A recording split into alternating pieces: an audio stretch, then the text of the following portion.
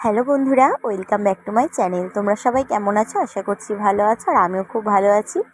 তো বন্ধুরা, আজকে একটা অন্যরকম রেসিপি তোমাদের সাথে শেয়ার করতে এসেছি। আর তোমরা এটা দেখে বুঝতেই পারছো যে এটা কি। এটা হচ্ছে সমুদ্র কাঁকড়ার ঘি।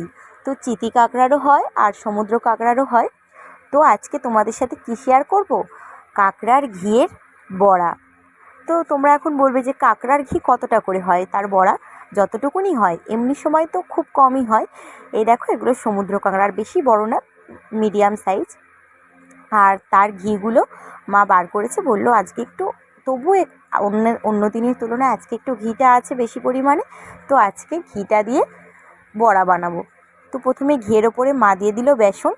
আর এই বর্ষাকালেই যে একটু কাঁকড়ার ঘিটা একটু বেশি হয় অন্য সময়ের চেয়ে। তো আজ যেটুকুনি হয়েছে সেটুকুনি তোমাদের সাথে শেয়ার করছি। পুরো ভিডিওটা দেখো, দেখার পর কমেন্টে বলো যে কেমন লাগলো।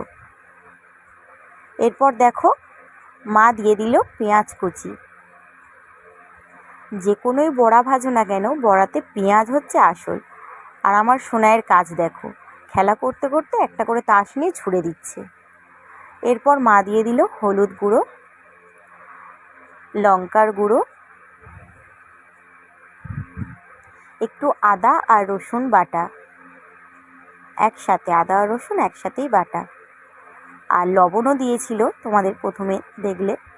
তো সব কিছু মা খুব সুন্দরভাবে মাখিয়ে নিচ্ছে। আর দেখে বুঝতেই পারছো যে একদম অল্প কটা বড়া হবে, বেশি হবেই না।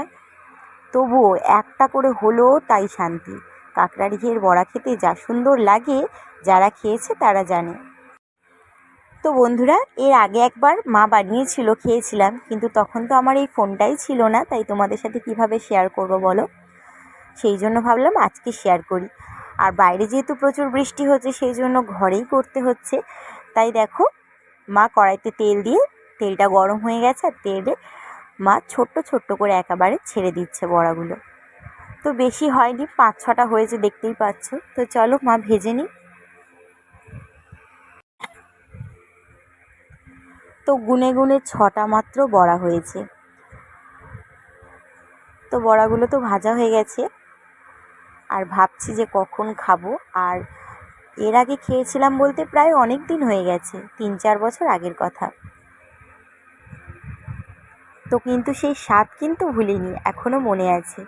তো আরও যদি পরক্ষণে চিতি কাঁকড়া ওঠে, চিতি কাঁকড়ার ঘি দিয়েও মা যদি কোনো দিন বড়া করে, অনেকটা ঘি হয়, তাহলে আবারও তোমাদের সাথে শেয়ার করব।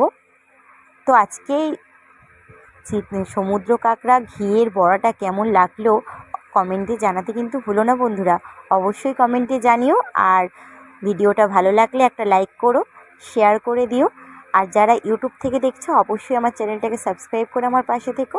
আর যারা ফেসবুক থেকে দেখছো, অবশ্যই আমার ফেসবুক আইডিটা ফলো করে রেখো। তো চলো বন্ধুরা, টাটা। তোমরা সবাই ভালো থেকো, সুস্থ থেকো, আর এইভাবে বাড়িতে বানিয়ে খেয়েও।